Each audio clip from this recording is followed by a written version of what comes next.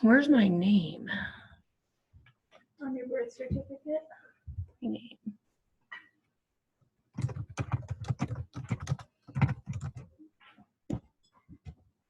Aren't you funny?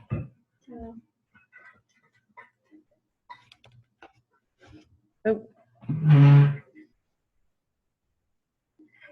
Let's see. Fingers.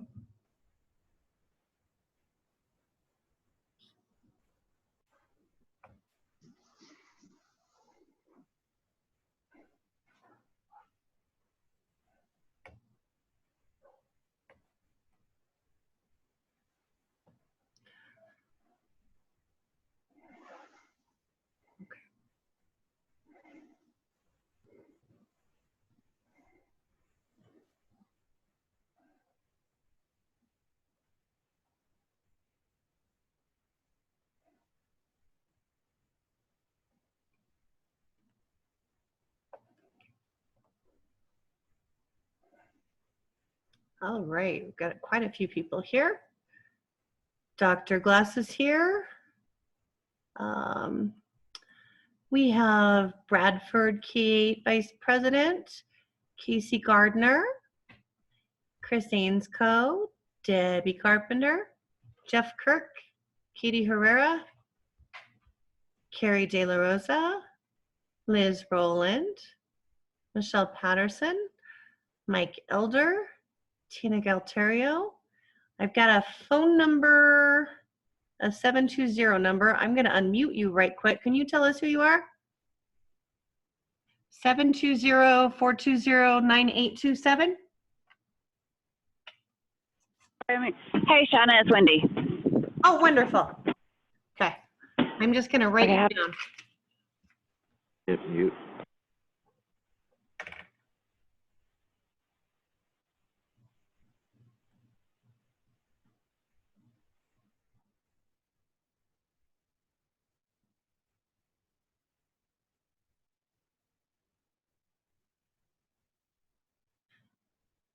Jen Granberry's with us.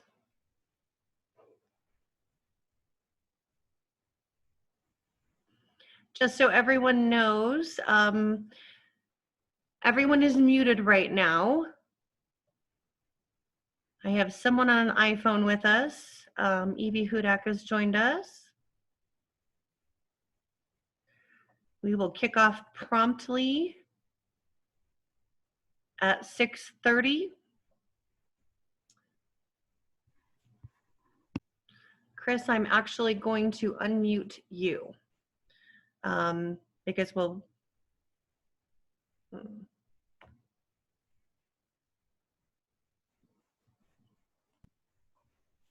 Okay, you should. We should be able to hear you now, Chris. Can you hear me, Shauna? Yep. So we'll welcome everyone, and then we'll go ahead and move right to bylaws, the most exciting thing of this meeting, really.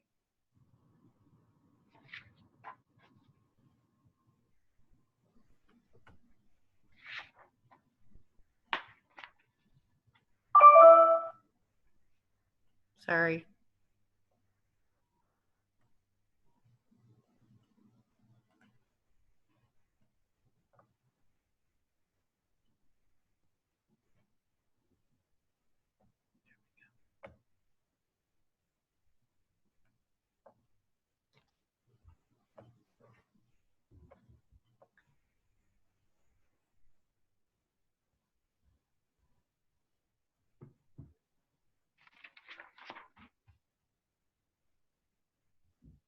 Jonna has joined us. Thank you.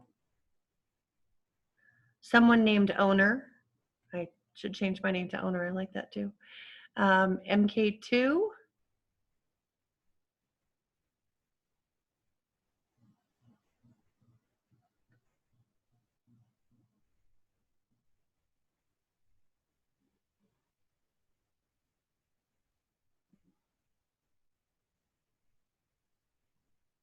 All right, folks, it is 6:30. So according to all of my devices. It is 6:30, so we're going to go ahead and kick this off. Thank you for joining us tonight. It's very much appreciated. We do have everyone muted. There is a chat button at the very bottom of your screen if you wave your mouse over there, so you are able to find that chat button and send messages to to everyone. Great message, Mike. Hello.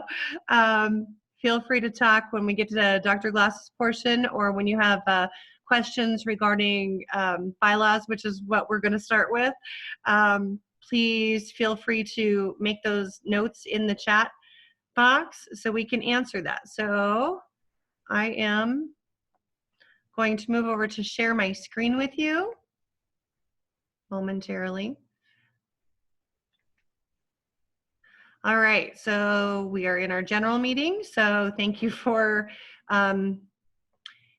being flexible. So very much appreciate that. So, and I'm glad everyone is safe in their homes and washing their hands and keeping themselves and their children safe, I hope.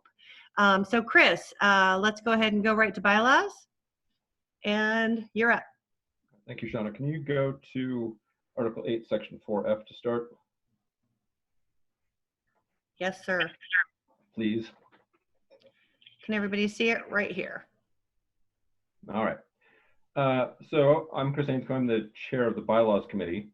And the changes to the bylaws that you see that are up for vote now to the general membership were passed out of the Bylaws Committee in December and were voted on and approved by the, as amended by the entire board present at the January meeting, the quorum of the board present at the January meeting. There are a number of cleanups in the bylaws. For instance, you'll see a number of places where board is capitalized, just to emphasize the fact that that is talking about the Jeffco PTA board and not some other board, because other boards are mentioned in here. But the two main substantive changes are in both in Article 8, and the first one is in Section 4, Section 4F. And what Section 4F does is it requires the Jeffco PTA to have at least one student member, so that students have a voice on the board. The PTA can have more than one, but shall have, it's written, at least one. And then it also clarifies that student representatives who are at least 18 years old may vote, just like any other member of the board who can vote. And I should back up and say, at the bottom of the meeting invite that Shauna sent out is a poll to vote yes or no on these amendments. Sure. Yes, thank you. You can show that very well. And only members. Right. And so, and there are two. Can you scroll down just a little bit more, Shauna? And so there are two questions on the poll. The first one is, do you approve new Section 4F in Article 8?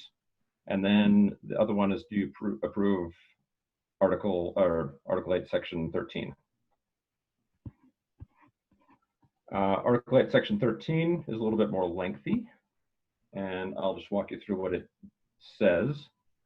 What this section is about is that the board may appoint and may nominate and then vote to have board liaisons who serve as representatives from the Jeffco PTA to other boards or other organizations.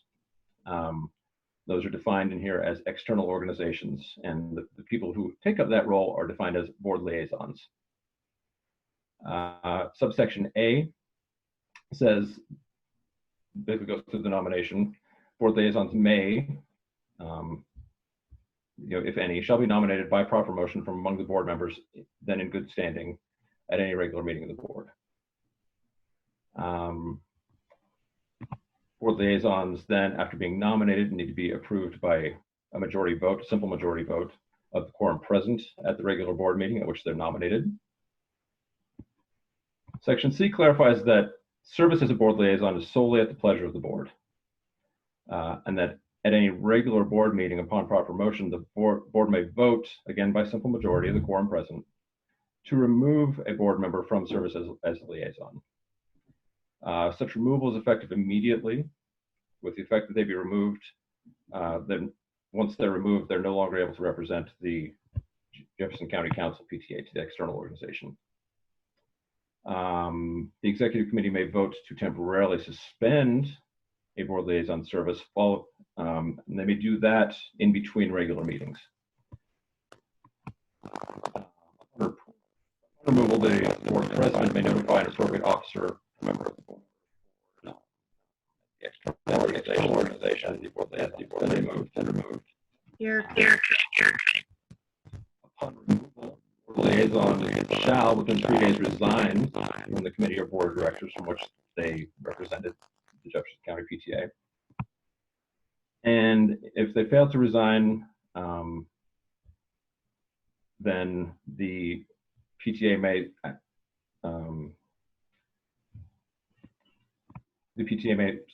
may take court actions to remove them, basically to get an injunction against them to remove them from the board, from the external organization. So those are the changes to the bylaws. And again, those were approved by the committee in December and voted on by the board and approved by the board in the January meeting. And notice was posted. By the bylaws, we're required to post within 30 days notice to the general membership of any changes to the bylaws. And we did quite a bit more than that because they were posted in January and now it's March. So we've got somewhere between 30 and 60 days that they've been noticed on the general membership. So with that, go ahead and vote yes or no. And the voting is open until March 27th, I believe, Shauna, is that right? That is correct.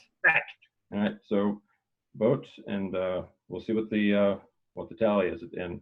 If you have additional questions, please do feel free to add those questions into the chat on here. So again, the questions have actually been open. The bylaws have been available and notice was sent to all members of PTA within Jefferson County and both in January and February and March again. So, and they are live right there with the link on our website on the general meeting page as well. The next thing we have coming up, and you do have time to submit questions, please feel free to do that. You can also submit questions to, yes, thank you, Chris, and the bylaws committee. So applause. You did a really wonderful job. So we are very grateful to you for your hard work on that. I'm going to go ahead and move on, but you can go ahead and submit any questions that you have. president@jeffcopta.org is where you can submit those questions and I can get those to Chris to answer with any of those if you do have them. And I am just looking for, wow, we have lots of people with us and we love that you're with us. I am just looking for Debbie right now so that I can unmute her and have her give us our financial report. There we go. There you are, Debbie. Hang on. All right, Debbie, you should be live. Okay. Can you get the report up for us? Let me go up to the screen. Give me just one moment.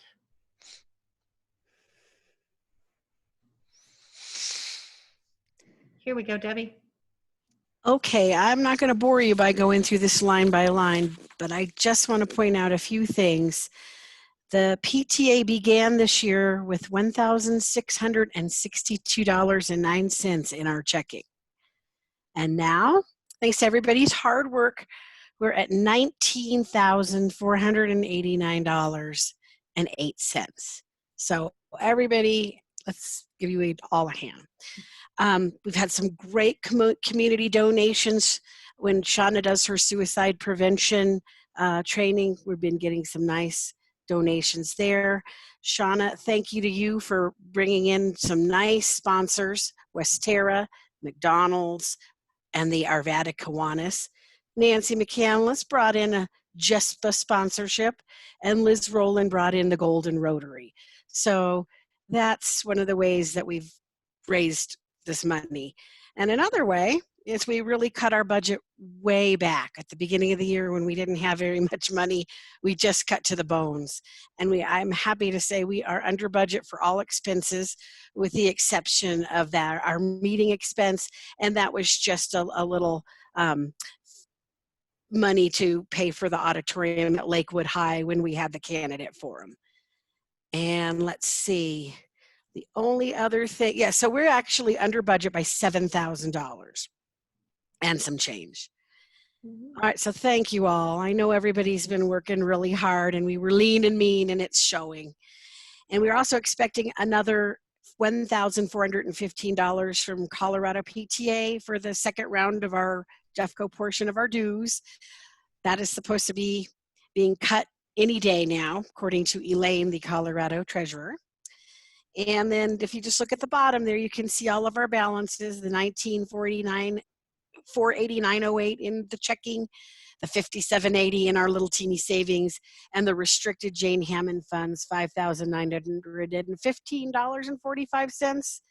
And you can see our total there, $25,462.33. That's all. Can you explain to people what the Jane Hammond Fund actually is? I can. Jane Hammond, the former superintendent, I don't know, gosh, 20 years ago, Shauna? It's been a while. Yeah. Something like that. Just donated a nice bunch of restricted funds, and they have to be used for leadership training. We usually use them for awards at Spring Fling to give scholarships to the state convention and just recognize that we need to train our leaders. And I think Jane recognized that too. And so that's generally what it's used for. Anything else on that one, Shauna? Did I leave anything out on that? I think we're good. I'm just flipping over to see if anybody had any questions about the financial report. I don't see anything there. Greatly appreciate your hard work. Of course, you are one of my conditions, so to whether I would be the president of Jeffco PTA. I'd only do it for you, you know that. Amazing executive board, and I have an amazing board, so I am so very grateful to every single one of you. I'm going to go ahead and mute Debbie again, and I am going through and finding Jason here right quick. Wow, we have lots of wonderful people, and this is very exciting. This may be our biggest meeting, so see how many people are in pajamas. And I wouldn't blame you. So if I had not had another meeting today in my house, so also with video, I also probably would be in pajamas. So I am actually unmuting Jason right now. Dr. Glass, thank you so very much for joining us. We really appreciate your time. I know that this is unprecedented, so who would have thought that we would have a pandemic? And I'm just going to go ahead and hand it off to you. When you want me to go ahead and share that screen that you asked me to do, you just let me know. Okay, thank you, Shauna, and thanks everybody for being on. Good evening. I want to start by expressing my appreciation to the PTA and all that you do for our kids and families in schools. You really are a great partner, and appreciate Shauna's leadership and the leadership of the board. The PTA has come a long way just in the past year, and we are grateful for all the support that you provide us. I know that there are lots of questions about coronavirus and how the schools are responding to that. So that'll be the focus of my brief remarks with you, and then I hope to leave just most of our time for questions and conversation. Like many of you, I am at home. I've got two Jeffco kids, a first grader and a second grader, I think killing each other in the living room. So you may hear that happen, and the dog, and so all the stuff. So apologies for any sort of disruptions that we may have come through. When it comes to the preparation for where we are now, that really started about 3 weeks ago. We started thinking about what might happen if in Colorado, in the United States, we started seeing mass shutdowns of social institutions and businesses the way that we were seeing them in China and South Korea and Japan and Italy. And one could just look at the exponential growth curves of the virus and see that it was just a matter of time before that was going to arrive here. So at that point, I charged our educational research and design team to create a plan for how we would, en masse, enact a remote learning system across Jeffco. So they began working on that by about 2 weeks ago. We had a first draft of that. We passed it around to several internal stakeholders and principals to get their feedback on it and shaped it. Early last week, we presented it to the Jefferson County Education Association area representatives and talked with them about it and got some more feedback from them. And then the next day, on Wednesday, we sent it out to all of our staff and said, you need to be paying attention to this, and as soon as you can, you need to organize a meeting at the school in preparation in case this happens. And our schools took that seriously. 2 days later, it did happen. So it happened really quickly when things shifted. I know that it may have been a surprise Thursday night that this happened so quickly. And really, during that day, there was a cascade of events and news and information that led all of the Front Range districts to arrive at that place. And we made the announcement that night on Thursday. The next day on Friday, the schools got everybody ready. They quickly pulled together and sent all of our kids home with devices and plans on how they would be in touch with parents starting the next week. So we got through the weekend.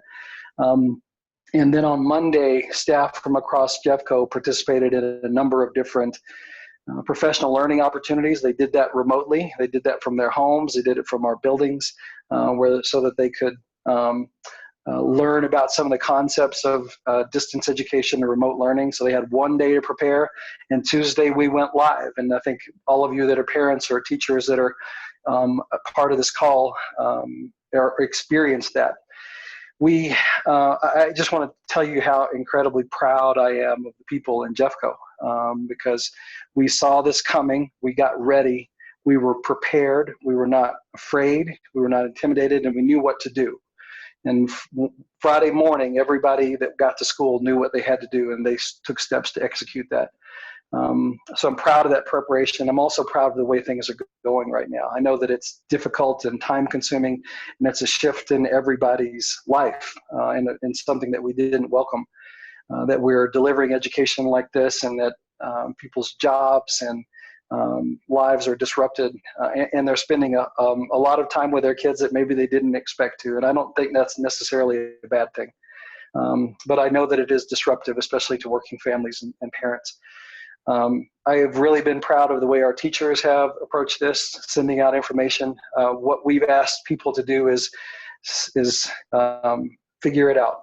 That we haven't provided a playbook or a script or steps in exactly how you do this. There's no cookbook for this kind of learning, at least not one that we wanted to provide. We believe that there's strength in the diversity of educational approaches that exist in Jeffco, and there's strength in the diversity of instructional approaches that our teachers have. And so we wanted to proliferate those, not restrict them. So we gave people some support and some guidance around how that might look, and Jeffco teachers have taken off and run with it. And I've been so thrilled with the kind of instruction that I've seen being delivered across our community. It's really been extraordinary.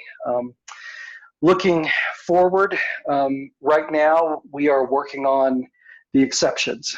So we believe that we put forth an educational plan, a remote learning plan that is working for 90 to 95% of our students. That means that 5 to 10% of our students we're not reaching. And so that is students who have devices that have failed. They don't have internet access. Students that are in those two categories, we've got to start taking stock of, and are taking stock of, who is participating in these remote learning conversations with our teachers and who is not, and what are we going to do to make sure that we've had contact with every family and every kid, so we're making sure that, hey, we've got you, and you're part of this, and we need you participating. This is a school, and we're taking attendance, we're awarding grades, we're awarding credit. So this is moving forward. So we cannot have anybody that just unplugs and checks out of this. So that's part of what we're doing, is make sure that we are following up with everybody so that we're not losing any kids in this transition from normal school into this remote learning environment. We also know that we've got kids with disabilities. We have kids who are learning English and families who don't speak English. And a lot of this information has come out really fast. Those are a couple of our exception groups that now we're working to find solutions for. When it comes to kids with disabilities, we look at the IEP as the starting document of what is a kid entitled to under the law. There are some of those services that we're going to be able to deliver electronically. There are some that we are not. And so what we're going to do is everything that we possibly can deliver electronically, we're going to do that. Those things that require in-person delivery, we're going to have to figure that out. That's another one of those things that comes down the line after this passes and when it passes. For our kids that and families that don't speak English, I know that a lot of information came out quickly and it was in English and you had an electronic translator or Google Translate to do that conversion.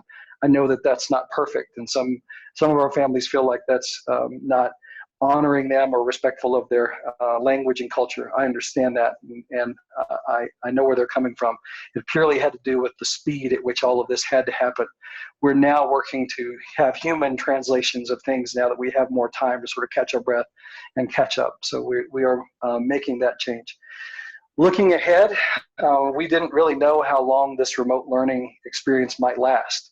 We said through the end of spring break, which is through the end of next week, and that's as far as we said.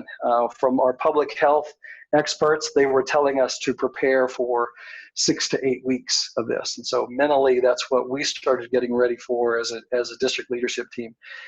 We didn't say that to our community right away because we thought it might be shocking and paralyze people from beginning this work that we really need them to pick up and start taking on.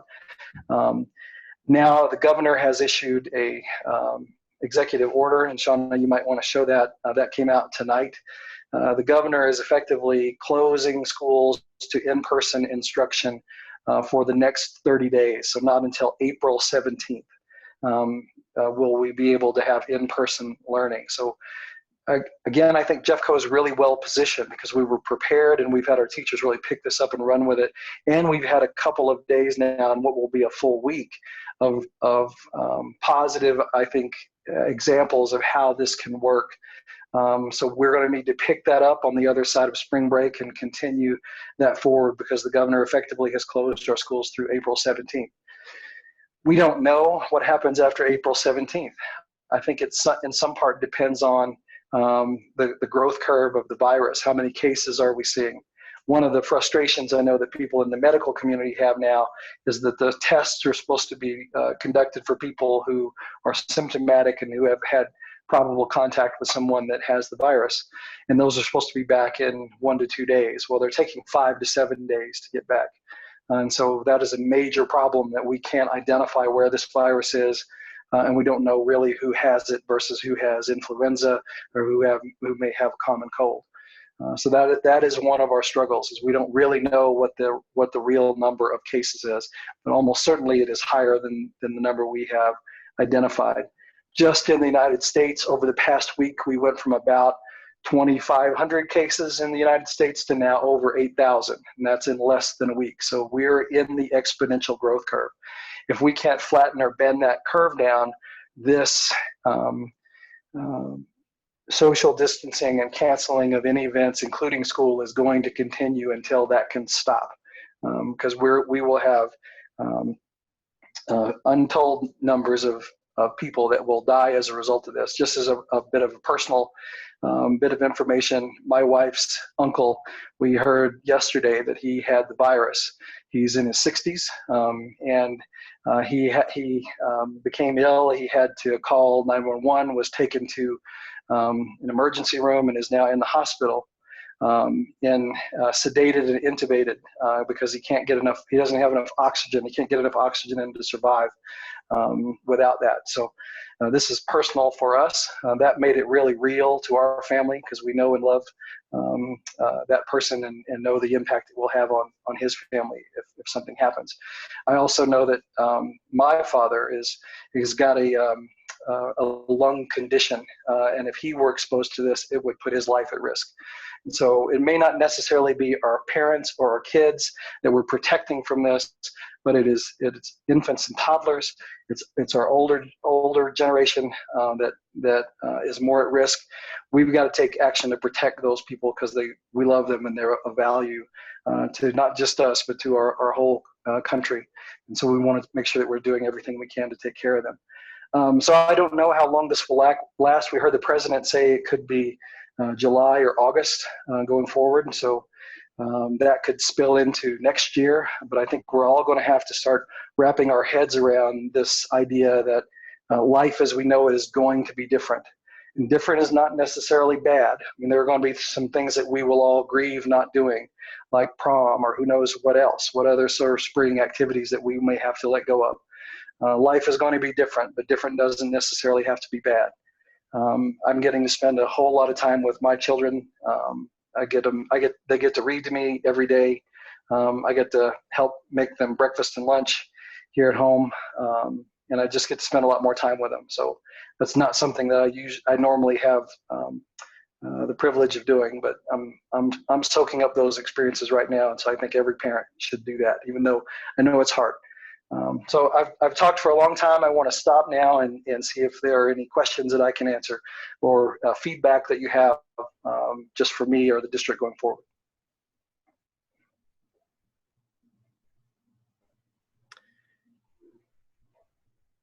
Thank you, Mark from Ralston, for joining us. I appreciate that. I guess people can type their questions. Is that how you want to do it, Shauna? Yeah, I Or think any feedback? we have quite a few people on. Please feel free to type any of those in there so you can keep me posted.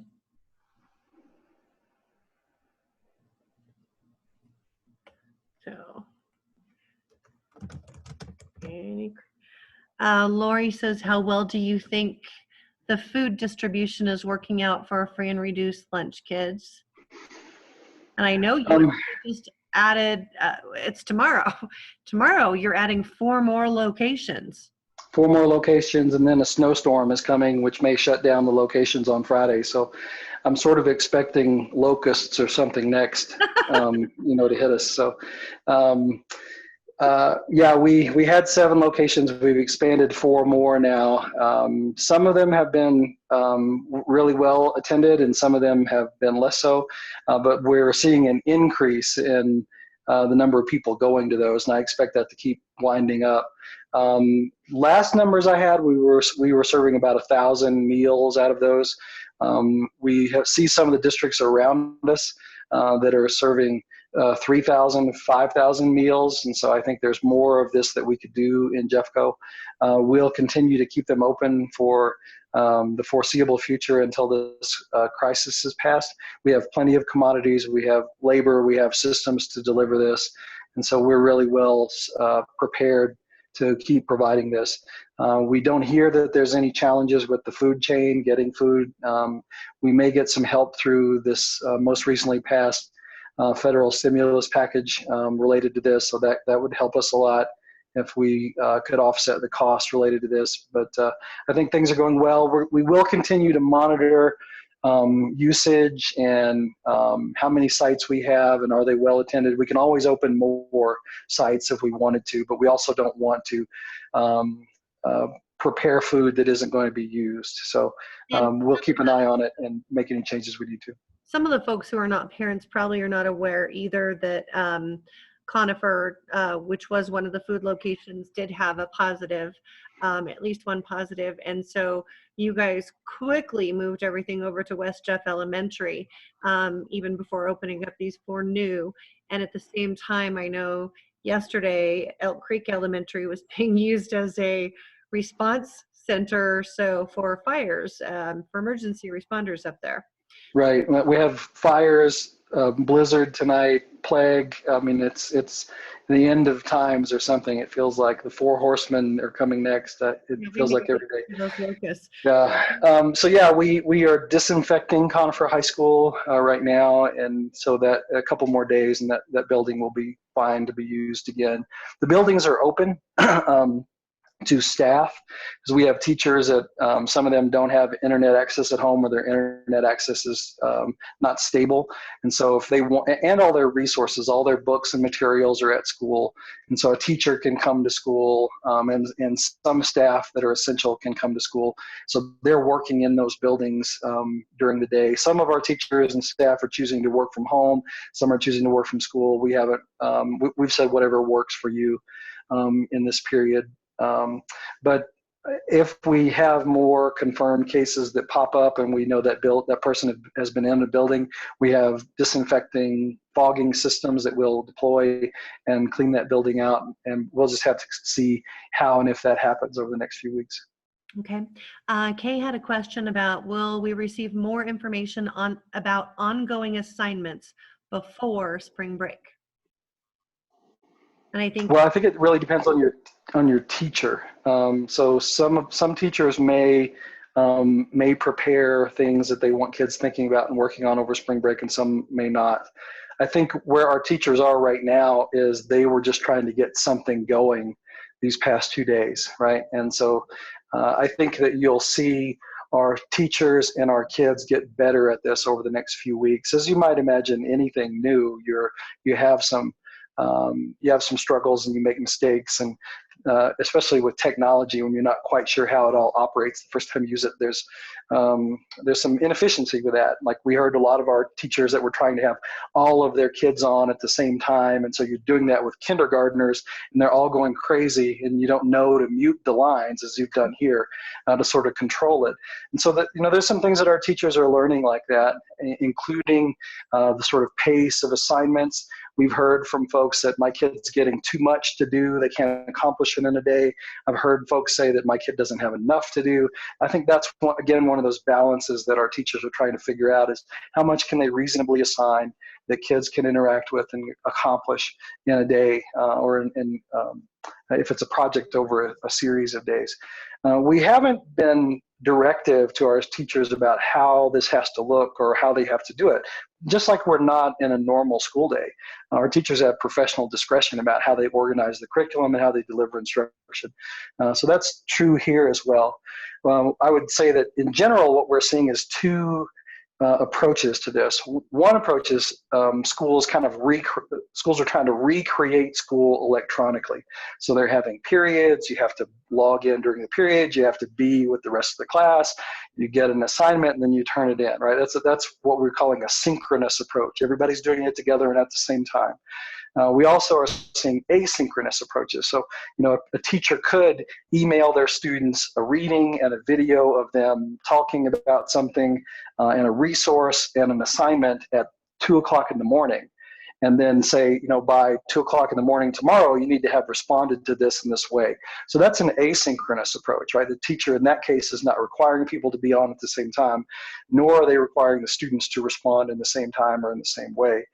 So we think both of those are viable, or combinations of the two are actually viable. So right now, we don't want to chill the innovation that we think is happening in the sharing. We want more of that to take on and have all of the people, including the teachers and the students and our parents, who are now you're acting sort of as a paraprofessional with your kid now, have all of them learning and getting better. okay. So Carrie has a question about online learning. So she said it's been very, very smooth. Her only question is how progress monitoring for IEPs is being done. Actually, Well, it's one of those things that we're. Go ahead, Sean. I missed that last part. We actually have a special ed teacher on our board, who was doing IEP meetings yesterday. So, and she's another incredible person.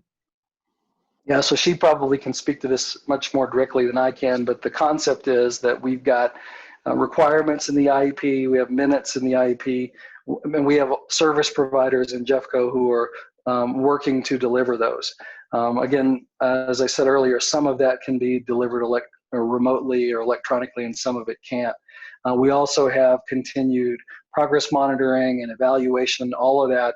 Right now, we're trying to figure out how do we do that. So if this happens, not just for the next month, but we end up going through the rest of the school year, I imagine by the end of that, we're going to have a lot of things figured out. Right now, I would say that we're trying some things. We're finding out that some of that is working and some of that is not, but that's part of learning.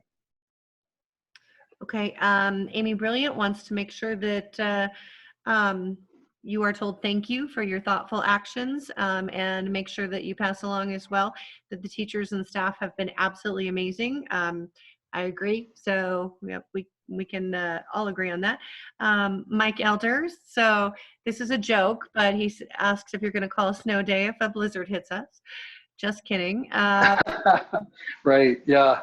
Well, we might have to. I mean, we're talking about having to close down these food service sites on Friday if it really gets bad, because we don't want people out on that. So you may have seen in the memo that we put out this evening to parents, we're allowing people to come in and sort of double up tomorrow. So if you want, you can go to one of the food sites and get double meals so that it carries you through to Friday. If we possibly can, we're going to try to be open Friday also.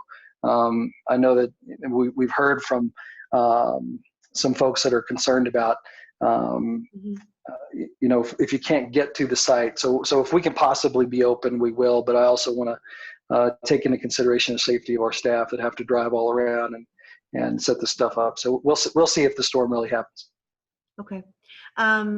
Really, really appreciate that. You've done a really great job. If you do need PTA for any reason, for volunteering for any of those kind of things, please feel free to holler. So we're happy to jump in. Yeah, let me address that real quick, Shauna. I have had a ton of offers for volunteerism, which I'm grateful for. I mean, it really speaks to how people want to step up in this crisis and do something to help others, and I appreciate that. What I would say is that when it comes to our schools right now, we've got hourly employees that are just sitting at home, and we've got some that we're calling in. So we've got plenty of labor. We can get things done, and we have a whole infrastructure of meal preparation and delivery and distribution. So all that's taken care of. If people want to help on the food side, the best thing they can do is work through the Action Center or a church food bank, something local, because we're preparing specific meals with district commodities that meet the federal lunch guidelines. So, but I know that we've got all kinds of other people that have hunger needs. So those are good places to put that. As far as volunteers, this crisis is different, right? This is not a fire or a hurricane. So I can't have people come together and do things. The best thing that all of you can do, and I would say anybody can do, is don't get this virus. So whatever you've got to do to isolate yourself from the community to the extent you can, practice that social distancing. Don't have a bunch of people over at your house or kids over your house where you're potentially sharing this virus. That is the most important thing all of us can do, is don't help this virus spread. Yes, so more kudos to Kendrick Lakes Elementary. I'm sure we've got kudos in here for Kiffin. We all love our schools.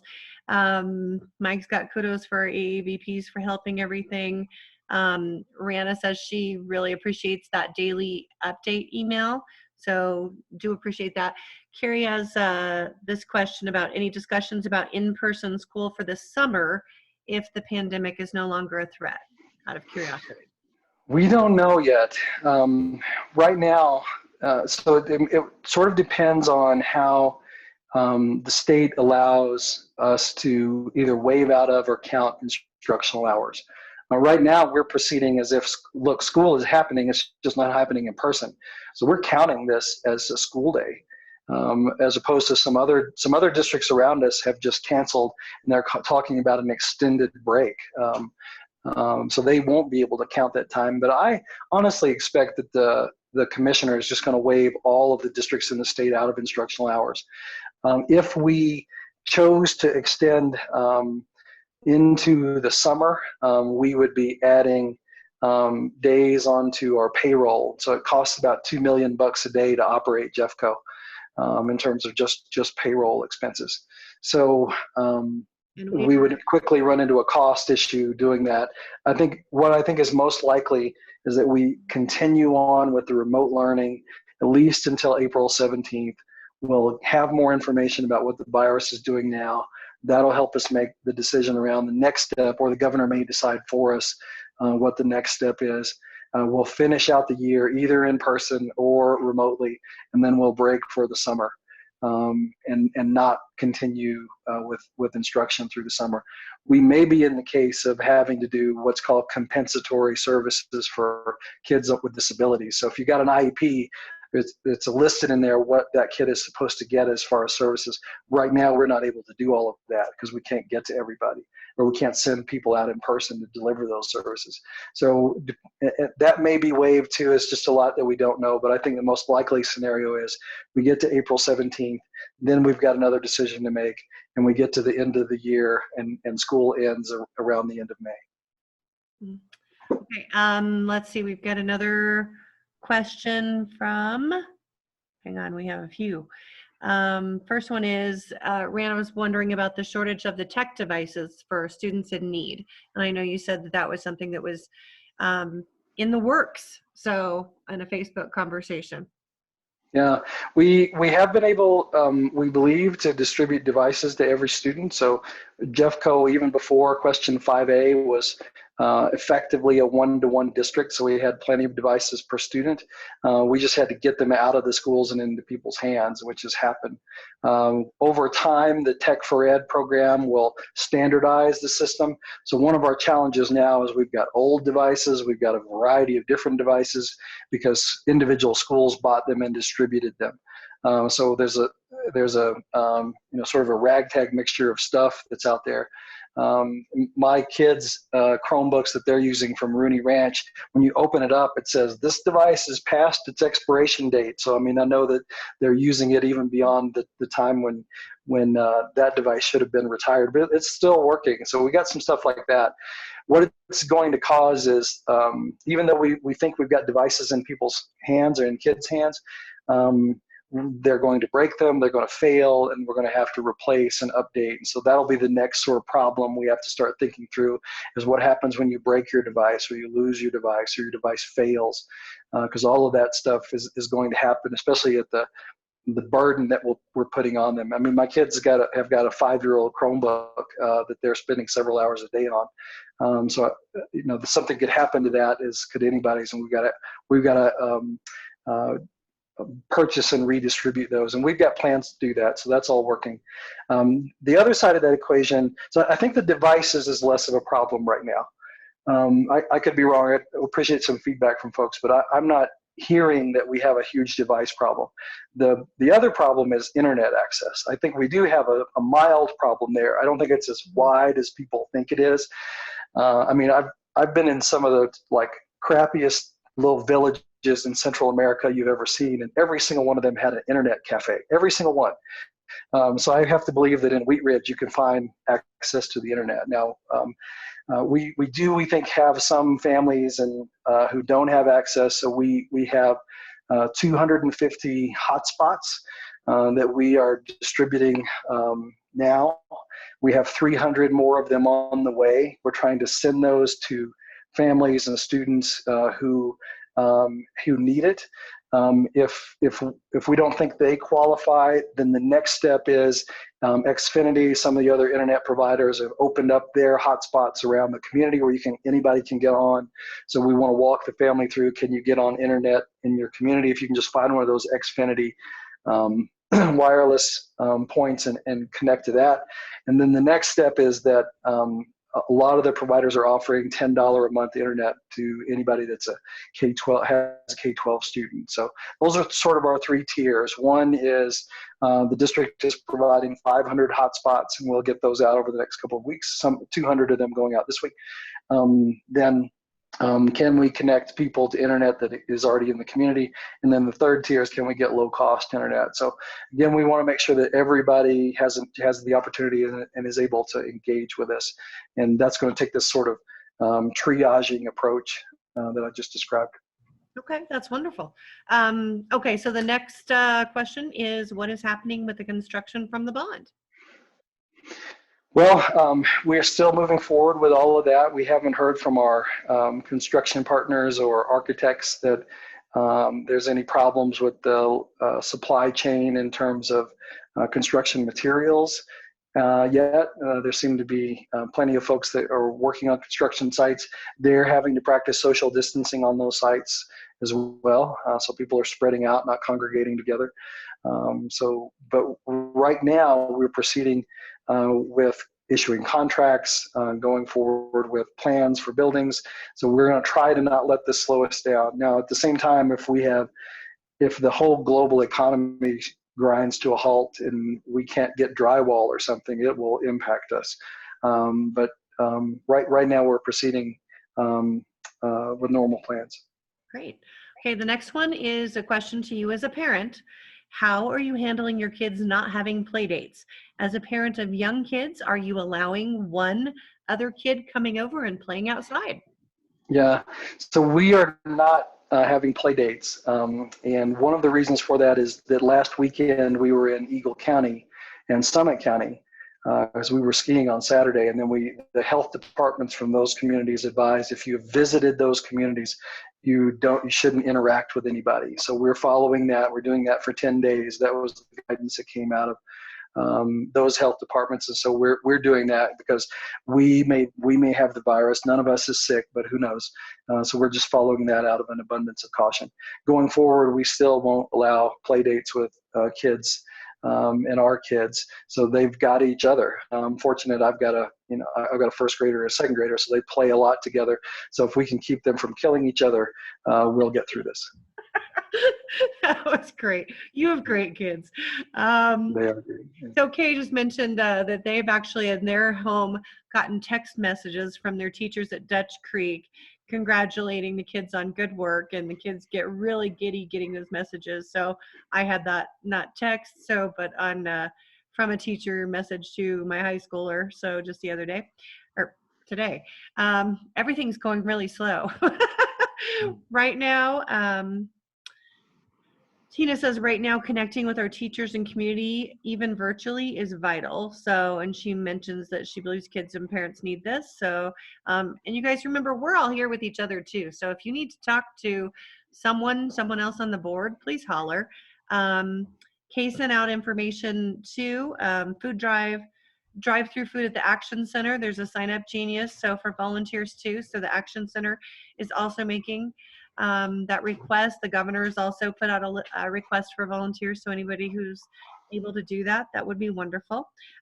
Katie asks about alternate plans being made for seniors graduating from high school. Yeah, let me go back up to Wendy's question really quick because I only answered part of it about our kids sort of having play dates. So we're not doing that, but her other question was playing outside. We're outside a lot, especially because it's been so nice the past few days. So the virus transmits from person to person, right? Sometimes it's on substances.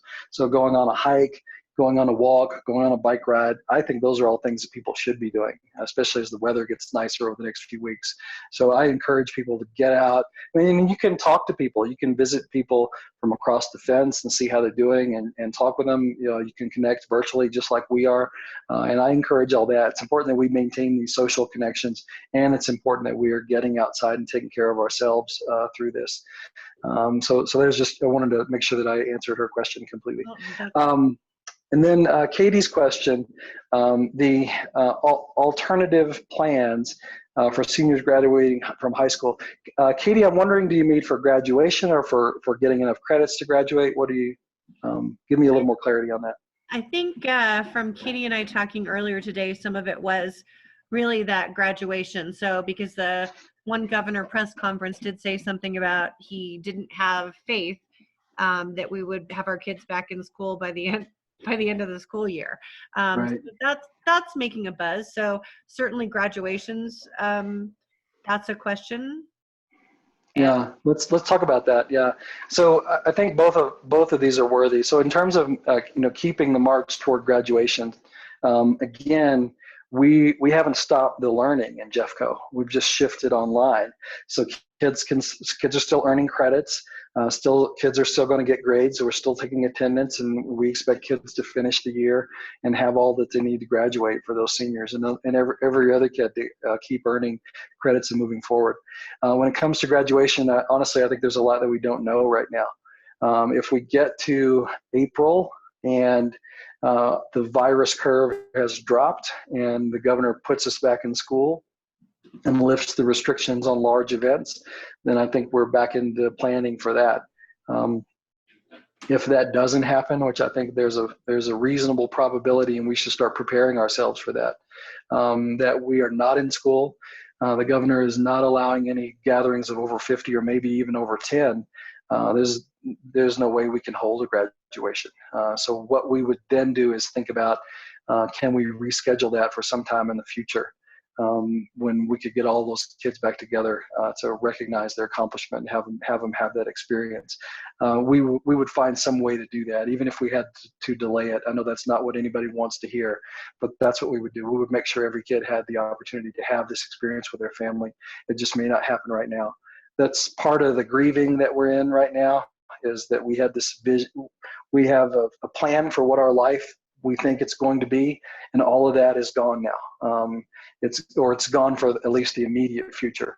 Life is going to be different. And different is not necessarily bad, but there's some grieving that we're all having about what plans we had and where we were going to go and what we were going to experience, what we're going to do, and all of that is changing right now.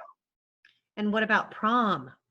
Prom. Prom is the same thing. Yeah, I mean the proms happen in April, and so we can't have a bunch of students and faculty and community members together in one place. And if you've been to a high school dance, you've seen how hard it is to keep teenagers 6 feet away from each other. So I'll just leave it at that. Yeah, that's a good point. Very good point. So Corey asks, many of our community hotspots, libraries, coffee shops, restaurants are slowly closing down in response to the pandemic. Are we sure that we have enough hotspots to take care of families when their nearby community hotspot closes? We don't know that. So what I can tell you is that we got 500, and that's all that we could get. So we're not really sure that the 300 more of them that we ordered are actually going to make it. We believe that they will. We've ordered them, but there's, just like us, every other employer and individual and school district in the world is trying to get hold of these devices right now because there's a premium on them. There's also a cost involved. It's not just the cost of the device, but it's also the cost of the service. So it's going to cost us $1 to $2 million to support just that component of online learning for those families. So there is an impact for that. I encourage you to take a look at the Jeffco Schools Foundation has started up a fundraiser to help us out with that. So if you want to help monetarily, that's something that you can do. But I think it's a valid point that we may see shifts in where wireless areas are. I mean, if it's a coffee shop, you really couldn't go in there anyway because that space is closed. You could hang out outside or something. We'll just have to keep adapting as this changes because there's just a lot that we don't know. Okay. Let's see.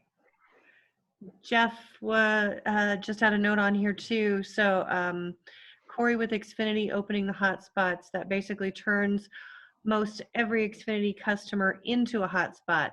So an Xfinity customer in an apartment complex or condo complex would be sharing their connection with the apartments around them. So Absolutely. Help some people. Yeah, I think Jeff is exactly right. That's going to be a huge help. And that's one of those tiers that we're trying to get people to. So we're looking at, first of all, are you a family that doesn't have access and nobody around you have access? In that case, we've got a hotspot for you. The next step is, are you in an apartment complex where you may not have access, but the neighbor does? So can you jump on theirs? And we really appreciate Xfinity, all the other internet providers stepping up and doing this. So Wendy actually made a really good point too with regard to our seniors. The kids actually think that they may just get their diploma in the mail. If postponing is an option or that we can celebrate them in some way later, could we, I don't know, maybe in your next update or something, just reassure our seniors after spring break that we will celebrate you somehow here in Jeffco? Somehow, right. I think that's a good idea. If there are parents, I know there are a couple of parents of seniors on the line. I don't want to say that we're not going to have graduation this spring yet because I don't know that, but I would certainly commit to we will find some way to do this. If that has to be in December or something, I don't know. It's just again so much that we don't know. But we want our kids and our families to have that experience and celebrate that moment. And so we'll figure out some way to do that. Appreciate that. Kay says, thanks, Dr. Glass. We all think you're a rock star, and this has been so much more smooth than expected. And actually, we all agree with that. Part of the reason I'm also reading these is because we're actually doing a recording so that anybody who couldn't make it with us tonight can access this recording online again. So if you have questions that you think about afterwards, feel free to email president@jeffcopta.org. So you'll find it on the website, and I've tried to put it everywhere. Chris Ainscoe just says his phone just tried to autocorrect superintendent to superhero. So there you go. I've been called a lot worse. Super Nintendo is what it usually corrects to for me. So We are under budget, so maybe I can get you a pair of tights. nobody wants to see that. Nobody. But thank you. Yeah. Well, yeah. Well, thanks for all the well wishes and the support. I mean, part of what's made this happen is that it's the preparation of the district, it's the talent of the teachers and the staff, and it's the cooperation and support of the community. So we've had all of those things happen in our favor. We're gonna have to keep that up. But I'm super grateful for all of the support that we've gotten from our community and our parents. And keep telling your teachers and principals and staff how much you appreciate them.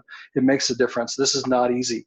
I mean, for them, if you think about our parents, if you think about our teachers, many of them are parents as well. So they are, our teachers are having a kid home that they're having to also instruct to. And we're gonna have people that get sick in the middle of this also, and have to try and keep going. So it's gonna take all of us really supporting each other. I've talked about extending some grace to each other. You know, before you send that sort of howl or email or light somebody up on social media, slow down and think, what is this person really going through, and how can I extend them some grace? I've seen a whole lot more support and appreciation than I've ever seen in Jeffco. It's just been extraordinary, and I appreciate it. Well, and you've been a real leader in that as well. Going to quickly ask Jen Granberry has her hand raised on here. So Jen, do you need me to unmute you, or is that from, I'm just noticing this. I'm going to unmute you for a minute. Get ready, Jen. Jennifer Granberry, are you there? No, I must have hit a button. I'm here, but I must have hit a button. Okay, never mind. So we'll go back to Jason.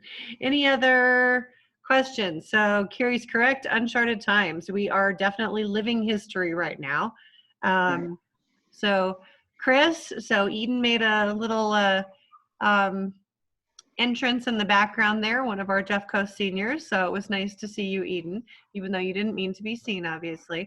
We really appreciate it. Again, if anybody has any other questions, please feel free to email. You can email president@jeffcopta.org, even if it's after this. Oh, Chris said Eden would like to ask about seniors' last day.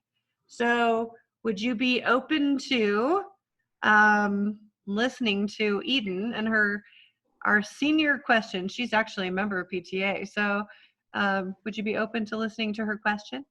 Of course. Okay, hang on just 1 minute. Let me find. All right, Chris, I'm unmuting you. Eden, please speak up. Hi, I was just wondering, so since school will be canceled until April 17th, is seniors' last day still like May 12th, or will that get pushed back? It's a good question. I'm not sure. I think we'll have to look at how much progress seniors are making toward completing those graduation requirements. It might be individual to every senior. So if we can get kids across the line electronically and remotely, and they can get done on that May date or even earlier, I'm okay with that. We may have some that take longer as well. Okay, thank you. Thank you. Yeah, thank you. I'll follow up on that. We have a incident command meeting every morning where we talk about this. I'll raise that issue up and get some thinking on it. Thank you. Eden, your hair looks really good for staying at home. All right, any other questions? Type them there or get my attention or text me. Shauna, if I could just make one more statement before we close up. Seems like we're winding down here. What I want to tell everybody is that there will be a time that this is not going to be our existence. Like there's a time that this gets better and life returns to normal. And so all of what we're doing right now is preparing for that time. So I know that especially as these weeks wear on, We're going to get frustrated with our family. We're going to get frustrated with our kids. We're going to get frustrated with our teacher. We're going to be frustrated that we can't go out to dinner and celebrate something. We're going to miss things that we were looking forward to, and that's all going to be disappointing to us. But there will be a time when this passes also, and I need everybody focused on when that time comes, because we're going to get there, and it's going to be okay. I agree. So it won't last forever. It's just our temporary. Everybody probably should know there's probably a really good chance that we will end up postponing our spring fling. So we'll keep you posted on that one. Suicide prevention class for April 11th is canceled at this time. So, but I just got information from the QPR Institute that they're going to let me do online classes. And they're changing some of the restrictions, so we will be able to start doing that. I think I'll probably take smaller classes if we're going to do it online, so I can follow people and make sure that they're okay. A couple of reminders there to wash your hands. Yes, wash your hands. Yep, I agree. Anxiety is a problem right now too. So I am very grateful that the QPR Institute is allowing us to make some modifications to the requirements for the classes. So, so that will be helpful. So I'll get on top of that. Yes, Tina, don't cry. So everybody loves everybody. It'll be just fine. Just fine. If there's no other, Liz wanted me to talk about the convention. So the Colorado PTA convention has been postponed for now. We're not sure exactly when it's going to be held. The last meeting that I was on for field service, they were talking about moving it to July. We will keep everybody posted, and of course Colorado PTA includes that in their newsletter as well. We're going to extend our scholarship applications for Jeffco PTA. So we always give a couple of those scholarships. So we're going to extend the deadline just slightly. They're supposed to be due on the 31st of March. We'll be able to extend just slightly, depending on what exactly happens with if we're allowed to go back or if we need to postpone. Spring fling. At this point, we don't know whether or not we have our space for spring fling. So it probably looks like moving back out. Jason, if you don't mind, I'm actually going to hop over to our website again right quick because I wanted to show everyone this. So the Mary Beth was fantastic. So she has been such a great supporter of PTA. This is on our website for the general meeting too, in this link. If you haven't seen this yet, this is the Jeffco Schools Parent Guide to Google Classroom, and I asked everybody to share that. This link is up there. It's a remote learning plan. It is extremely helpful for those of us who haven't done what our children are doing. I'm incredibly grateful for this. So, and I think it was Sunday night when she sent it to me.